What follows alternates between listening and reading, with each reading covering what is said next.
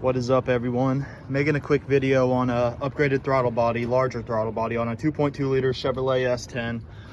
If you want a little bit more power, this is a good way to go about it. I would honestly say, realistically, it's probably giving you about 1 horsepower. But you know, you couple it up with some other things, it could probably net you some more gains, probably closer to 2 horsepower. So, but with that being said, it is a throttle body off of a 2.3 liter Buick Skylark. I got this on eBay for like 70 bucks, shipped to my doors, a new old stock, brand new in the box. You guys can probably find, you know, a similar deal on there if they still have some. And then, you know, if not, you know, hit up a junkyard. But, you know, junkyards are kind of getting expensive nowadays. So I figured the new old stock would be the way to go.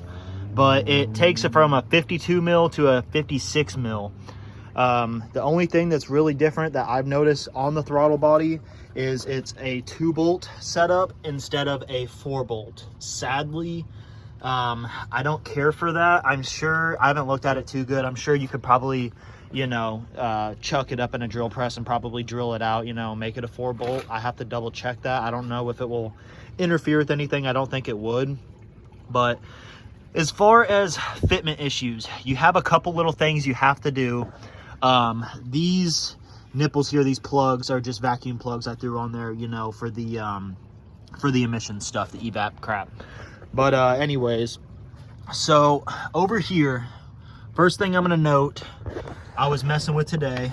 Down here it's kind of hard to see, but there's a steel bracket there, and I have it mounted up to the bolt diagonal from this one, and that is limiting the travel of the throttle body, because when you hook this up, it's gonna pull it at a different rate. The radius on this cam right here is different, you know, because it's for a different vehicle, and I wasn't gonna hack any of that up, try to do something different. My setup, it's not the best, it's kind of janky, but it works. I used a zip tie to help hold that sucker in, so I didn't modify my cable or anything like that. And then here, so it doesn't look the best. I'm gonna come up with a better solution, but for now, I just threw a couple of washers in here and gapped it out. I've tried different setups, a couple more, a couple less. This seems to work out best for my setup. If you have this sucker in here, it's way too long, and then you have an issue trying to, you know, you probably could get away if you crimped another end on there and shortened it up. I didn't want to do all that, so that's what I'm doing for now. It looks kind of janky. If you don't look at it too much, it's not that big of a deal. But yeah, so that accounts for that slop in the cable there. That helps you out with that. You have to make sure you limit this out. So I was running mine not limited like that for, I don't know, it's been at least like 2 months at least. But the butterfly will open way more than it's supposed to, and then it will choke itself out. It will literally almost fully close because of how much pedal you're getting. So you have to limit it in some way. I looked in the cab. I was gonna limit it in the cab, but I think that this is a better option, doing the bracket. And that's just what I had today. It was pouring down rain. I had to Sawzall some basic tools in my apartment, so I just fabbed up that bracket to make it work, and it limits it right where I want it. It worked out great. Another thing with this 2.3 liter throttle body, and this is what mine is, the MPFI Rochester. But anyways, back here, so there was, see this stop right here? So right there, as you could tell, that is cut because this was catching back here. It was catching on the intake. So the intake manifold, it was grabbing, and then it was grabbing somewhere up on the carb too. I had to file it down with a file from my pliers. It's not a big deal, you know, it's aluminum, it goes pretty quick.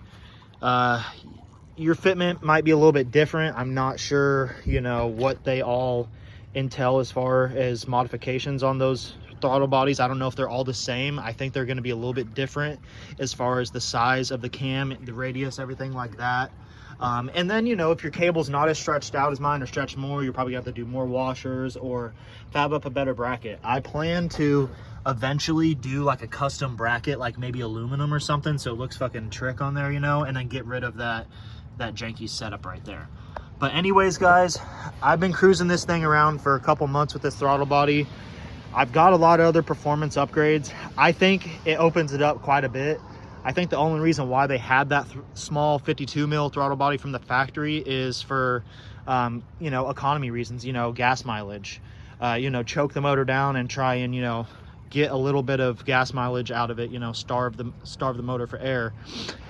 Anyways, I hope you guys, you know, get a little bit of, you know, a little bit of info from this video. I know it's not the best quality, but definitely give this a shot. If you need a little more power out of your 2.2 and you have some other mods you want to throw at it, I definitely recommend this because it opens up and it sounds good too. You actually get way louder of a induction noise. And when you pair it up, you know, with like an aluminum intake tube like that, you know, the growl you get, it sounds really good, and it's unmatched compared to the other intake sounds you're going to get on this specific motor. Anyway, guys, take care.